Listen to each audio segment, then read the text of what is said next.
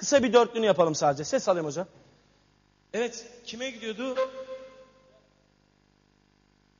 Mert'e, Apo'ya, Ato'ya gelsin. Tüm dinleyenlere gelsin efendim.